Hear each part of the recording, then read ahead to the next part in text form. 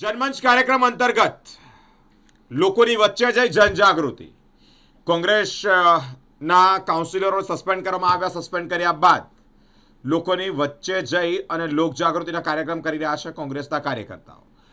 વડોદરા મહાનગરપાલિકા ખાતે સભા મળી. સભા મુદ્દે 6-7થી વધારે કાઉન્સિલરોને સસ્પેન્ડ કરવામાં આવ્યા. ત્યારબાદ કોંગ્રેસના કાર્યકર્તાઓ દ્વારા લોકજાગૃતિ કાર્યક્રમનું આયોજન કરવામાં આવ્યું છે. વડોદરા મહાનગરપાલિકાની બજેટની મળેલી સામાન્ય સભામાં વિરોધ પક્ષના 7 કાઉન્સિલરો ને મેયર પિંકીબેન સોની દ્વારા સસ્પેન્ડ કરવામાં આવ્યા હતા. જે બાદ વડોદરા શહેર કોંગ્રેસ હવે આક્રમક મૂડમાં આવ્યું છે. વડોદરા શહેર કોંગ્રેસ દ્વારા આજરોજ વોર્ડ નંબર 3ના ફતેગંજ વિસ્તારમાં જનમંચ કાર્યક્રમ અંતર્ગત લોક જાગૃતિ અભિયાન હાથ ધરવામાં આવ્યું છે. વડોદરા શહેર કોંગ્રેસ પ્રમુખ ઋત્વિજ જોશી, કોંગ્રેસના અગ્રગણી કાર્યકર્તાઓ ફતેગંજ બ્રિજ નીચે ઢોલ નગારા અને બેનરો સાથે સૂત્રોચ્ચાર કરી અને વિરોધ નોંધાવી રહ્યા છે. લોકોની સમસ્યાઓ સાંભળી તો રહ્યા છે, સાથે જ વડોદરા મહાનગરપાલિકાના ચૂંટાયેલા કાઉન્સિલરોની નિષ્ફળતા અંગે જાગૃત કરવાનો પણ પ્રયત્ન કરી રહ્યા છે. વોર્ડ નંબર 3માં અહીંયા પ્લે કાર્ડ બેનર સાથે અહીંયા દેખાવ કરી રહ્યા છે. જનસંવાદ કાર્યક્રમ વડોદરા શહેરના મેયરના વોર્ડમાંથી અમે શરૂઆત કરી હતી અને મેયરના વોર્ડમાં વોર્ડ નંબર 4માં 2 ટાઈમ પીવાનું ચોખ્ખું પાણી ના મળે, ગટરનું પાણી આવે, આખા રોડ રસ્તા પર ખાડા, જેના લીધે વડોદરાનું નામ ખાડોદરા પડ્યું. જો શહેરના પ્રથમ નાગરિક મેયરના વોર્ડમાં આવી દુર્દશા હોય તો આખા વડોદરામાં શું હાલત હશે? હું આપ સૌ નગરજનો, જે પણ લારી ગલ્લાવાળા, દુકાનવાળા, અહીંથી આવતા જતા રાહદારીઓ, આપને જણાવવા માંગુ છું કે કોર્પોરેશનમાં ભાઈ એમને બંધ કરી દેવે. પાણી આવે છે અને પાણીનું કોઈ ઠેકાણા નથી. 15 મિનિટ આવે છે, 20 મિનિટ સુધી ગંદુ પાણી આવે છે. તમારે પીવાનું ક્યારે, ભરવાનું ક્યારે? તમે ફરિયાદ આપી હતી? ફરિયાદ કોઈ નથી કરતું. કોર્પોરેટર કોણ છે તમારા અહીંયા ભાજપમાં? ડોક્ટરે બધાને બીમાર પાડી દીધા ઈલાજ કરવાની જગ્યાએ. કોર્પોરેટર જોયા નથી, કોર્પોરેટર આવતા જ નથી.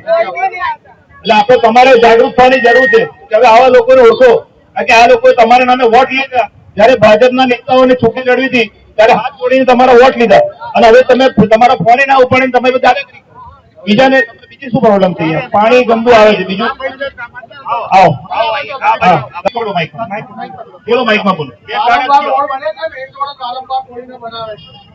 આ રોડ ને બનાવે છે, ખોદે છે.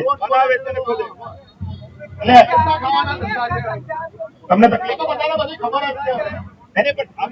મીડિયાના માધ્યમથી તમે કહો કે બીજા શું પ્રોબ્લેમ થાય છે તમને? આ રોડ પર ખાડા કરી ગયા છે તો ખાડોદરા નામ પડી ગયું છે વડોદરાનું.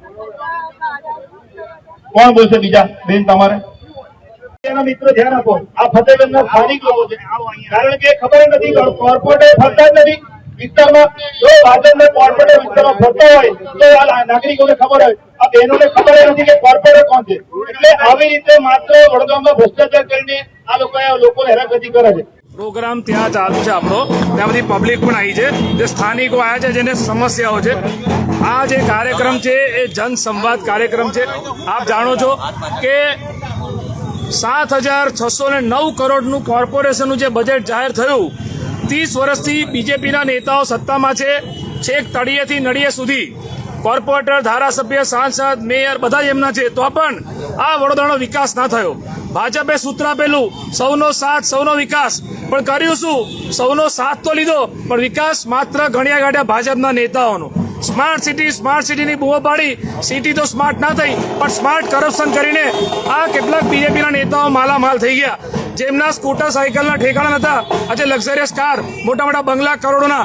આ કોના પૈસા તાકડતીના? ત્યારે જો 30 વર્ષનું બજેટના તમે રૂપિયા ગણો ને તો 1,00,000 કરોડ કરતા પણ વધારે થાય. ત્યારે આટલા રૂપિયા જો વડોદરાને ફાળવવામાં આવ્યા, તે છતાં વડોદરામાં કોઈ કામ થયું નથી. આ ફતેગંજનો રોડ છે, તમે જુઓ, આખો એક ડાબી બાજુનો રોડ પણ ખાડા જ ખાડા. વડોદરા શહેરના દરેક જગ્યાએ પાટિયા માર્યા છે, કામ ચાલુ છે, કામ ચાલુ છે. કામ ચાલુ છે નહીં, ભ્રષ્ટાચાર ચાલુ છે. અને ભ્રષ્ટાચાર ગળાડૂબ ભાજપ, જે ભારતીય ભ્રષ્ટાચારી જનતા પાર્ટી એટલો ગળાડૂબ ભ્રષ્ટાચાર કર્યો કે આ વડોદરા જે મહારાજા સયાજીરાવ ગાયકવાડની નગરી હતી, એ મહારાજા સયાજીરાવ ગાયકવાડની નગરીને ખાડોદરા બનાવ્યું, મચ્છરોની નગરી બનાવી. ત્યારે કોંગ્રેસ પાર્ટી અમે આ દરેક વોર્ડમાં એ દિવસે અમે વડોદરા શહેરના મેયરના વોર્ડથી શરૂઆત કરી. આજે અહીંયા વોર્ડ નંબર 3માં છે, એક સ્ટેન્ડિંગ કમિટીના સભ્ય અહીંયા પણ રહે છે. તો આ સ્ટેન્ડિંગ કમિટીમાં થાય છે શું? મીટિંગ ઇટિંગ અને ચીટિંગ. સ્ટેન્ડિંગના ચેરમેન એમની આગળ લાગે ડોક્ટર, પણ આખા વડોદરાને બીમાર પાડી દીધું.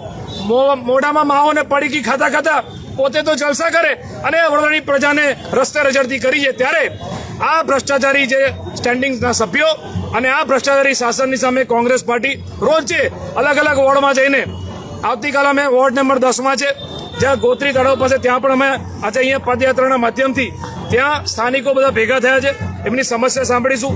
અને આ જનસંવાદ છે. દરેક જગ્યાએ વડોદરા શહેરમાં પાણીની બૂમો છે. 2 ટાઈમ પીવાનું ચોખ્ખું પાણી આપી શકે એવું ભાજપના નેતાઓમાં પાણી નથી. રોડ રસ્તામાં ભ્રષ્ટાચાર, ડ્રેનેજના વરસાદી કાસમાં ભ્રષ્ટાચાર. આ વોર્ડ નંબર 3, જો હરણી વિસ્તારની વાત કરું ને, એ પણ વોર્ડ 3માં આવે. વિશ્વામિત્રી નદીમાં જે પૂર આવ્યું હતું ત્યારે આખું વડોદરા પાણીમાં ડૂબેલું, ત્યારે આ વોર્ડ નંબર 3માં સૌથી વધારે નુકસાન લોકોને થયું. આજે પણ એવી ભરપાઈ થઈ નથી. ત્યારે ભાજપના શાસકો તો મુંગેરી લાલના હસીન સપના બતાવવાના. બજેટ 5 મિનિટમાં મંજૂર કર્યું. અમારા 7 કોર્પોરેટરને સસ્પેન્ડ કર્યા. શરમ નહીં વડોદરાના મેયરને, વડોદરા સ્ટેન્ડિંગના ચેરમેનને, એમના કોર્પોરેટરને. જે બજેટની ચર્ચા જે પ્રજા માટે બજેટ હોય, આજે ભ્રષ્ટાચારી શાસકો સત્તાના નશામાં અભિમાન ભૂલ્યા છે, અભિમાનમાં આવી ગયા છે અને માનવતાએ ભૂલ્યા છે. ત્યારે આ બધા મુદ્દાને લઈને કોંગ્રેસ પાર્ટી દરેક વોર્ડમાં અમે રોડ રસ્તા પર જઈને આંદોલન કરીએ છીએ અને લોકોમાં જાગૃતતા લાવીએ છીએ. તમને વિનંતી કરું કે આગળ બધી સ્થાનિક લોકો પણ ઊભા છે, જેમના પ્રશ્નો સાંભળવા અમે જઈ રહ્યા છે, એ પણ આપ સૌ એમાં કવર કરશો.